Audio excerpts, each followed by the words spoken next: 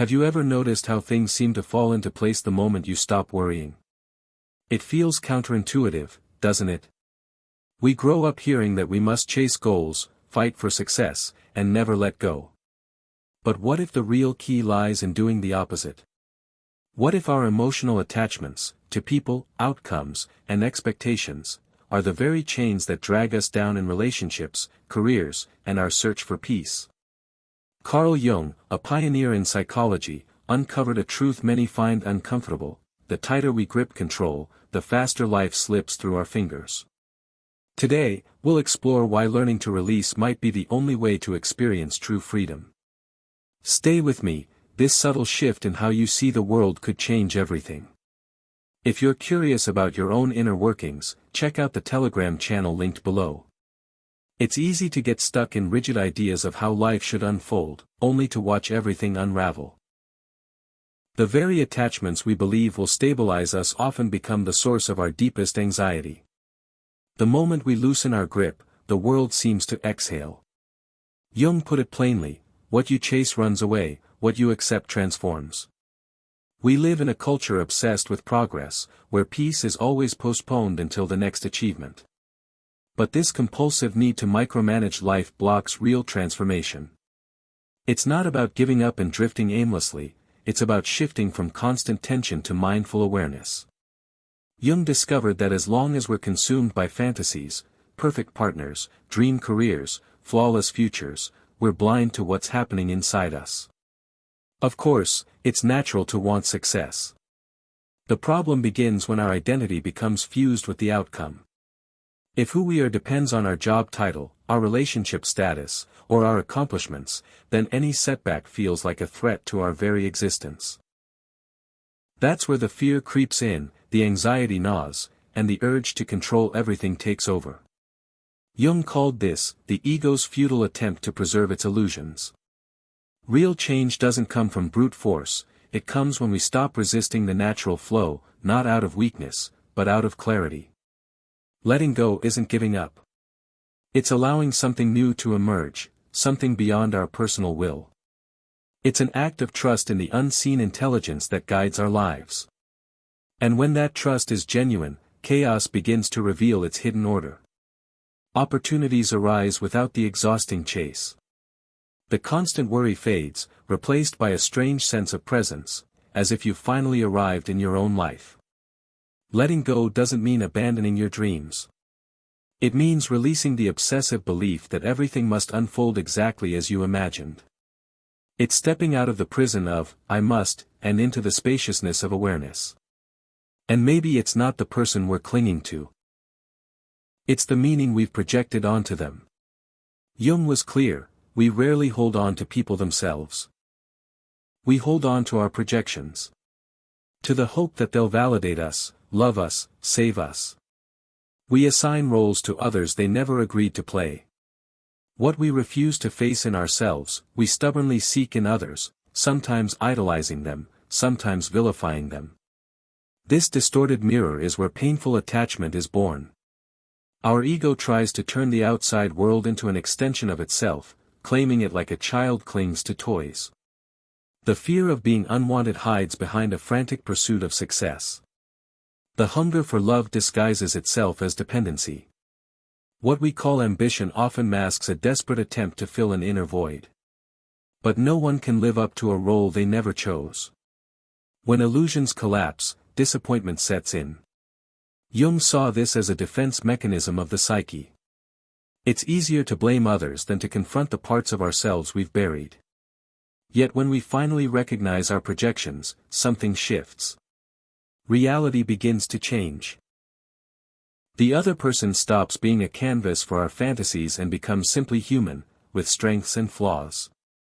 Letting go of illusions is painful, but it brings immense relief. It's the beginning of honest relationships, especially with ourselves. When you stop chasing what you think will complete you, something unexpected happens. You find yourself closer to your true self than ever before. And then, almost effortlessly, life begins to align. When we stop trying to dominate everything, we create space for deeper presence. In that space, connection is no longer about possession, it's about authenticity. But when illusions shatter, the ego panics, clinging desperately to what can't be controlled. Here, it's crucial to distinguish between having inner direction and being obsessed with control. The first comes from inner harmony, the second from fear disguised as competence. We make plans, try to predict every outcome, as if that could guarantee safety. But hypercontrol is just the ego's way of avoiding life's unpredictability. Jung said neurosis often replaces genuine experience. In that sense, control acts like a numbing agent. Instead of feeling, we fill our minds with strategies. Instead of facing vulnerability, we hide behind routines, goals, and promises. As if constant surveillance of our existence could shield us from the pain of simply being human. But control isn't living.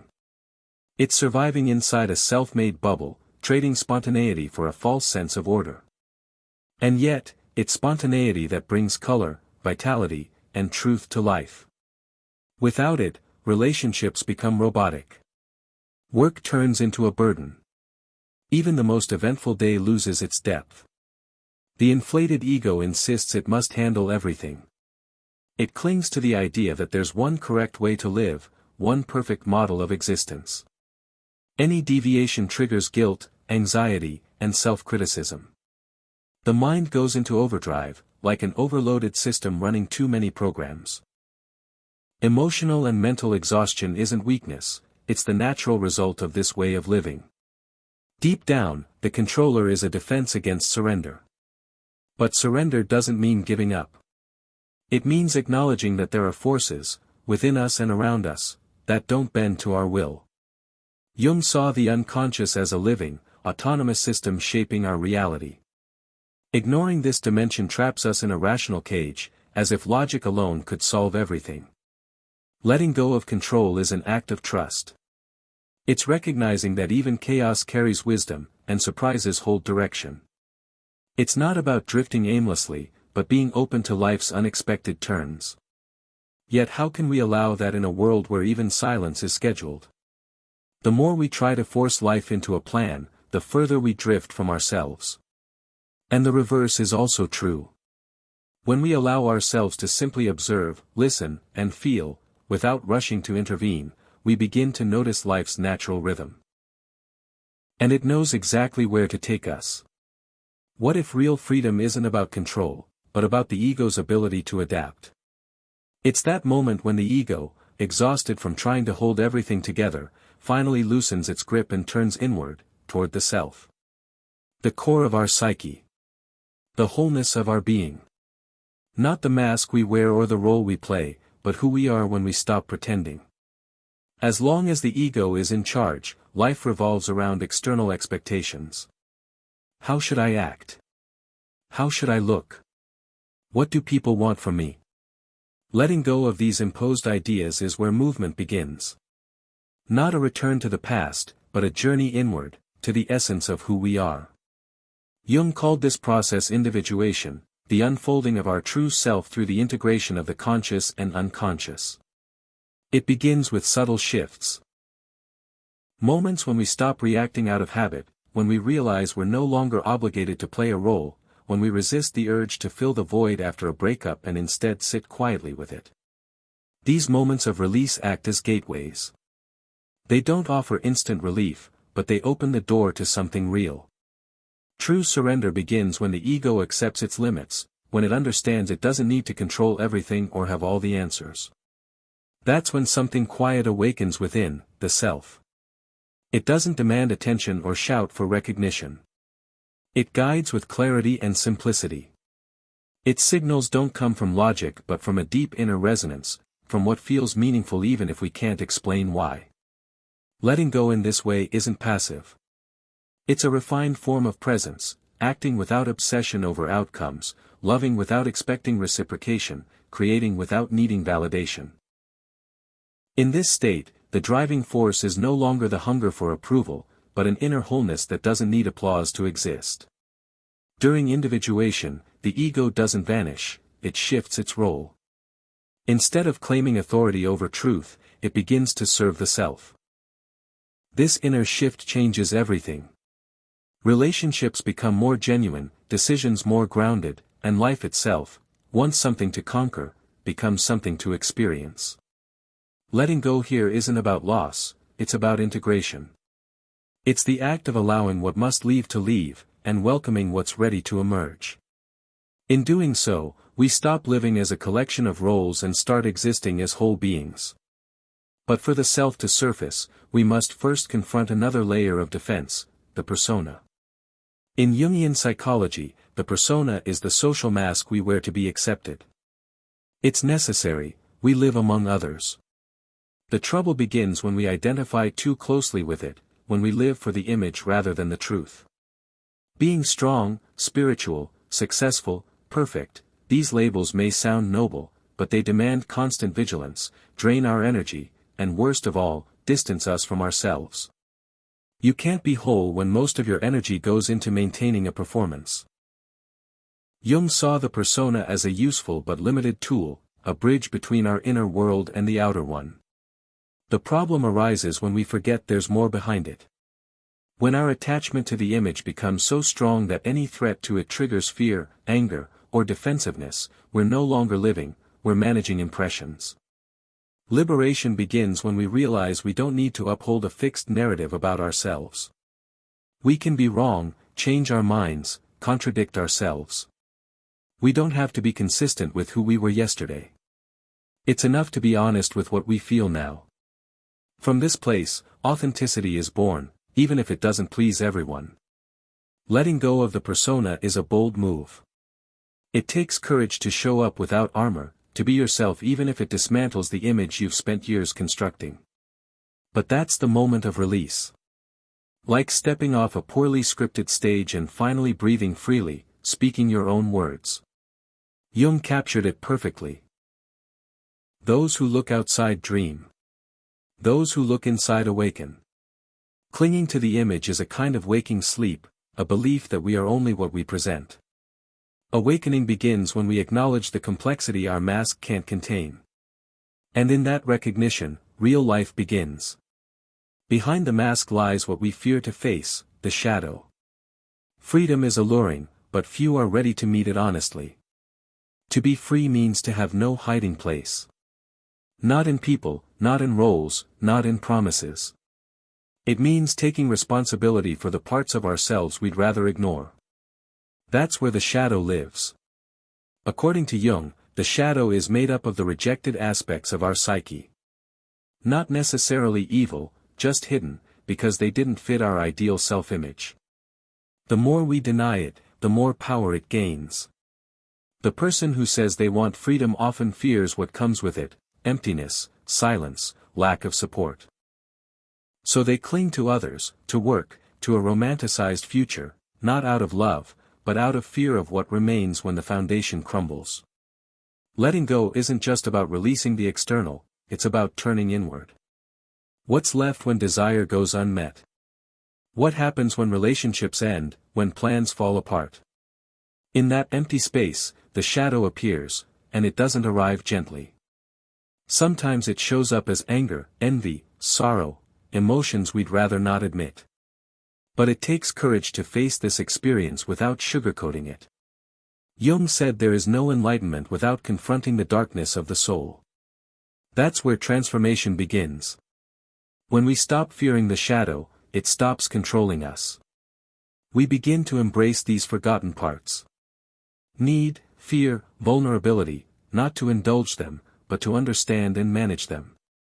Letting go becomes not just a gesture of releasing someone else, but a meeting with what we were taught to reject. The shadow isn't what blocks us from living. It's what we must accept to live fully. Only those who walk through this inner terrain can discover a freedom that depends on nothing but themselves. The shadow often hides in places we least expect, in the relationships we call love. We often confuse love with need. The line between wanting to be with someone and fearing being without them is thin, but meaningful. Jung said real love begins where projection ends. And that's exactly where we find ourselves. As long as we're attached to what the other person represents, we can't see them clearly, and we don't see ourselves clearly either. In the early stages of love, it's natural to idealize a partner, mistaking expectations for genuine emotion. We project our need for emotional safety onto them, unknowingly creating dependency. The other person stops being themselves and becomes a role. At that point, what we perceive as closeness may actually be fear disguised as affection, fear of loss, fear of inadequacy. They must stay so we can feel okay. If they leave, we fall apart. But love that binds in this way isn't love, it's need. When we release these ties, what remains is the truth: we do love this person, but we also use them as a shield against parts of ourselves we hadn't yet accepted. Letting go doesn't mean ending love. It's the beginning of a purer form of love. It's allowing someone to exist without needing them to fill a permanent space in our lives. It's loving without possession, relating to the real person, not the projection we placed on them. This takes maturity, a willingness to accept that the other is free, that they may change, that they may leave, and still be worthy of our respect. It also requires inner restructuring. Instead of seeking wholeness in another, we find the foundation within ourselves from which love can flow without self-loss. Love without possession isn't cold or distant. On the contrary, it's more present, because it's not fueled by fear. It doesn't erase us. It's a shared existence without dissolving into each other. Sharing our wholeness begins when projection ends. That's when true connection begins, a meeting of two minds that don't cancel each other out or merge, but recognize one another. That's why they can love freely. But maintaining the mask and dependency takes energy. Eventually, the effort to hold it all together fails. The image built to meet expectations starts to crumble. What once felt like strength through control becomes a burden. And the fatigue we thought was physical reveals the ego's exhaustion.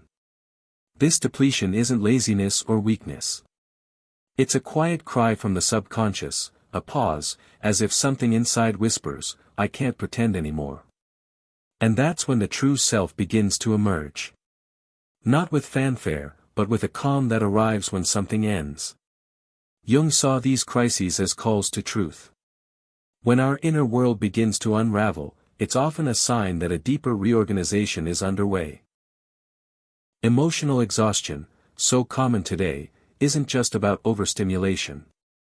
It's also the result of juggling too many roles, too many expectations, and not enough alignment with what we truly feel. Living to maintain an image demands constant effort.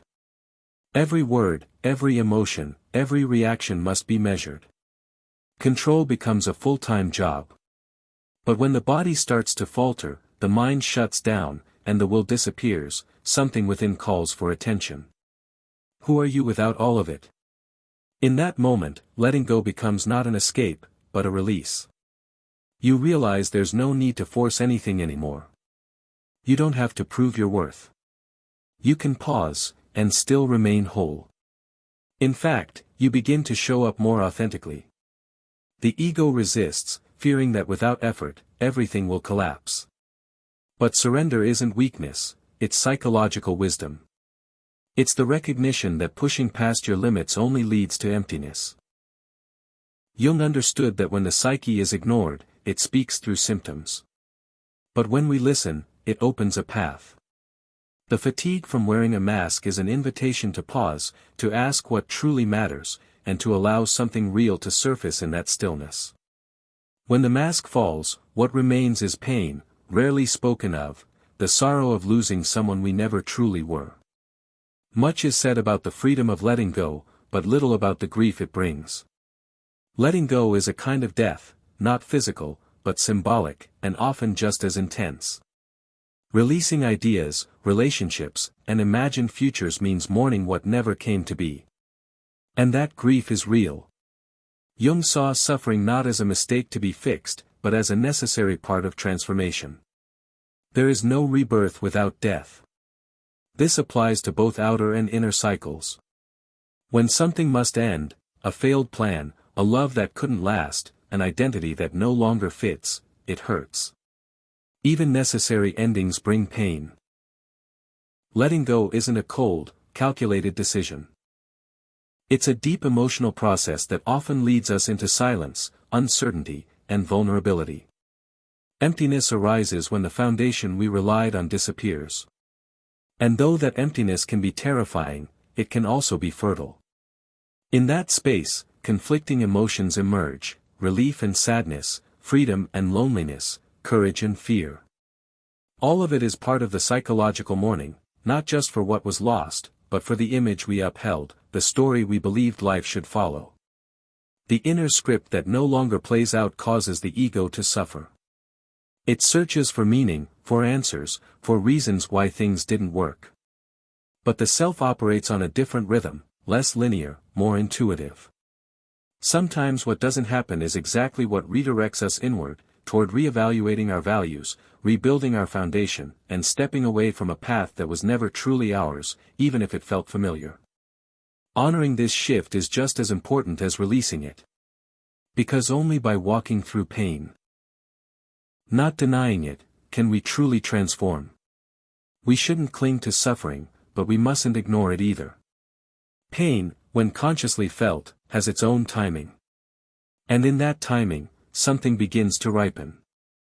Letting go teaches us how to deal with invisible losses, the ones that leave no physical trace but wound the soul deeply.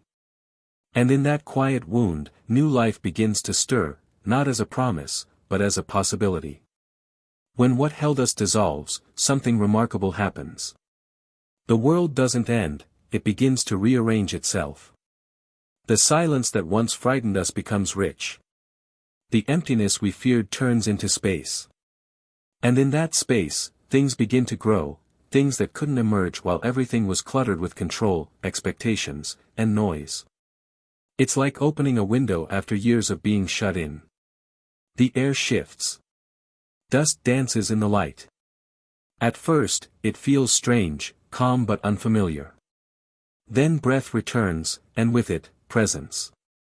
The mind stops chasing and starts listening. Listening to the body, to time, to subtle sensations. Imagine someone who spent years in a relationship without true connection, staying out of fear or habit. When they finally let go, not just of the person, but of the illusion that it had to continue, silence and emptiness arrive. But soon, space opens. And in that space, they return to creativity. They begin to write, cook without pressure, take walks, listen to music in the dark. Creativity returns, not as a task, but as an expression of self. Jung spoke of psychic energy that renews when we stop feeding the ego. All the energy once spent maintaining a mask, controlling the future, and resisting the present becomes available. And that energy needs somewhere to go. This is where creativity is born. Not just artistic, but existential. Creativity isn't only painting or poetry. It's reorganizing your life, shifting your rhythm, turning pain into practical wisdom. Creativity begins when you stop reacting and start choosing with awareness. It only happens when space is made. In that space, intuition grows louder, once silenced by fear, now clear and strong. You begin to see connections where you once saw problems. Ideas arise effortlessly. Answers come without strain. You stop thinking to find, and start feeling to see. Time changes too. The day no longer feels like a battlefield. You slow down, not from laziness, but from inner alignment. Decisions become easier because you're no longer trying to prove anything. And what's fascinating is that the things that once felt out of reach begin to come to you.